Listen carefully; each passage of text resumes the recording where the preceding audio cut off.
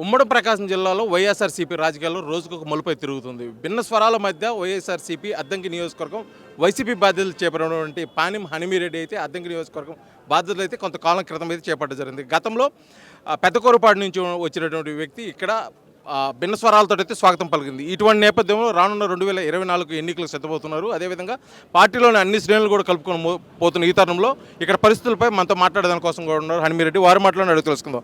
Sir, మీరు రావడం అయితే గత కొంతకాలం క్రితం కేవలం ఒక నెల వ్యవధుల మధ్యలో రావడం జరిగింది. వచ్చేటప్పుడైతే మీకు స్వాగతంగా భిన్న స్వరాలు అయితే అనిపించినాయి. మీరు వచ్చినప్పుడు కొంతమంది వ్యతిరేకించారు, కొంతమంది స్వాగతించారు. ఇప్పుడున్న పరిస్థితుల్లో ఏ విధంగా ఉంది?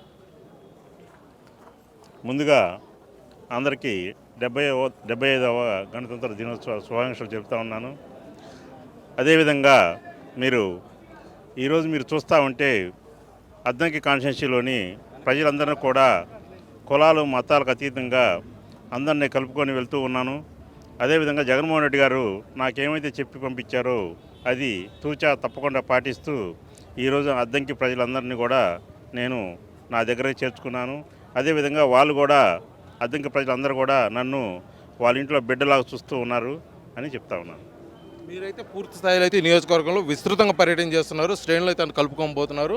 రానున్న 2024 అయితే పూర్తిగా అయితే సిద్ధపడి ఉన్నారు. ఇటువంటి నేపథ్యంలో నిన్నటి వరకు వైఎస్ఆర్సీపీ బాధ్యతలు మోసినటువంటి కృష్ణ చైతన్య అతని వర్గం కానీ పూర్తిగా మీకు సహకరించట్లేదు అనేది ఒక వార్త అయితే అద్దంకి నియోజకవర్గంలో చక్కలు కొడుతుంది. దానిపై మీరేమంటారు? అలాంటిది ఏం లేదండి. మాకు కృష్ణ చైతన్య కూడా మా పార్టీనే. మేమందరం కలిసి అన్నదమ్ములుగా కలిసి ముందుకెళ్తాము. చిన్న చిన్న ఇష్యూలు ఏమన్నా మా మధ్యలో ఉన్నా కానీ మేము ఖచ్చితంగా సర్దుకుంటాము. ప్రతి కుటుంబంలో కూడా చిన్న చిన్న సమస్యలు ఉంటాయి. అదేవిధంగా మా మధ్యలో కూడా సమస్యలు తొందరలోనే సమసిపోతాయని తెలియజేస్తున్నాను. సమసిపోతాయని మీరు చెప్తున్నారు, మీరు కలుపుకోబోయేదానికైతే సిద్ధంగా ఉన్నారు. కానీ అటు నుంచి అయితే పూర్తిగా సానుకూలంగా ఎటువంటి స్పందన లేదు. అదే క్రమంలో కూడా ఇటీవల కాలంలో పార్టీ మారుతున్నారని చెప్పి విస్తృతంగా ప్రచారం జరిగిన నేపథ్యంలో అతను క్వారీలు బల్లికూర క్వారీలపై కొంతమంది అధికారులు రైడ్ చేయడం, అది కేవలం హనీమిరెడ్డి, అదేవిధంగా హనీమిరెడ్డి వెనకుండా ఒక పెద్ద తలకాయ అయితే ప్రమేయం ఉంది, అందువల్లనే అతనిపై దాడులు జరిగాయని చెప్పేసి కూడా పూర్తిగా అయితే ప్రచారం ఉంది. దీంట్లో వాస్తవం లేదంటారా? అలాంటి దాడులు జరిగాయని చెప్పి నిన్న సాయంకాలం నాకు తెలిసింది. అంతేగాని నాకు అంతకుముందు అయితే తెలియదు. అలాంటివి చేయాల్సిన అవసరం నాకు కానీ ఎవరికీ లేదు. అలాంటి చిల్లర పనులు చేసి మేము కూడా వ్యాపారస్తులమే. ఒక వ్యాపారి బాధపడతా ఉంటే ఎలా ఉంటుందో నాకు బాగా తెలుసు. ఎందుకంటే నేను కూడా వ్యాపారం చేసుకొని ఈ రోజున ఇక్కడ నిల్చున్నాను.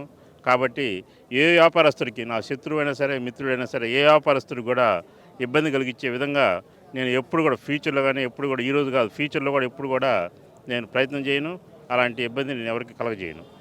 ప్రస్తుతం అలకపానిపోయి ఉన్న కృష్ణ చైతన్య ఒకవేళ పార్టీ మారి వేరే పార్టీ కండువా కప్పుకున్న నేపథ్యంలో ఇక్కడ రానున్న 2024 వైఎస్ఆర్సీపీ అన్ని శ్రేణులు కలుపుకొని గతంలో ఉన్న కృష్ణ చైతన్య వర్గం అయితేమి, ఇప్పుడు కొత్తగా మీరు వచ్చిన తర్వాత వైఎస్ఆర్సీపీ శ్రేణులు అయితే మొత్తం కలుపుకొని ఏ విధంగా ముందుకు వెళ్ళిపోతారు? కృష్ణ చైతన్య పార్టీ మారుతారని చెప్పి మీరు అంటున్నారు, కానీ మాకు అలాంటి అసలు ఆలోచనే లేదు. ఖచ్చితంగా కృష్ణ చైతన్య వైఎస్ఆర్ పార్టీలో ఉంటాడు. ఆయన కూడా పబ్లిక్గానే చెప్తున్నాడు, అందరం కలిసి జగన్మోహన్ రెడ్డి గారు సీఎం చేయాలని, అద్దంకిని మా అందరం కలిపి గెలిపించుకోవాలని చెప్పి కృష్ణ చైతన్య నోటికొండ కూడా మీరందరూ వింటూనే ఉన్నారు. కాబట్టి రాబోయే కాలంలో తొందరలోనే అందరం కలిసి పనిచేస్తామని చెప్పి చెప్తా ఉన్నాను.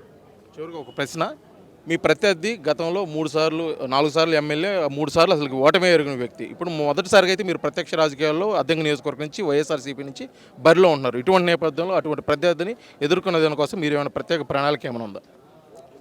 నా ప్రత్యేక ప్రణాళిక అంటూ ఏమీ లేదు. జగన్మోహన్ రెడ్డి సంక్షేమ పథకాలు, అభివృద్ధి ఈ రోజున ఏ ఊరు వెళ్ళినా నా మీద చూపించే ప్రేమే తెలుస్తూ ఉంది. నేను కొత్త అయినప్పటికీ ప్రతి ఊర్లో కూడా నాకు ఇంత మంచి ఆదరాభిమానాలు జరుగుతూ ఉన్నాయంటే మీరే ఆలోచించండి. నేను కొత్తవాడికి ఇంత ఆదరణ జనరల్గా ఎక్కడా ఉండదు. కానీ జగన్మోహన్ రెడ్డి గారు పంపించారు కాబట్టి జగన్మోహన్ రెడ్డి గారిని నాలో చూసుకుంటున్నారు. కాబట్టి ప్రజలందరూ కూడా ఈ రోజున ఎక్కడికి వెళ్ళినా బ్రహ్మరథం పడుతూ ఉన్నారు. కానీ మేము గొట్టిపాటి రవి కానీ ఇంకెవరైనా కానీ మా ప్రత్యర్థి వాళ్ళు ఓడిపోవాలని కోరుకోము, మేము గెలవాలని కోరుకుంటాము.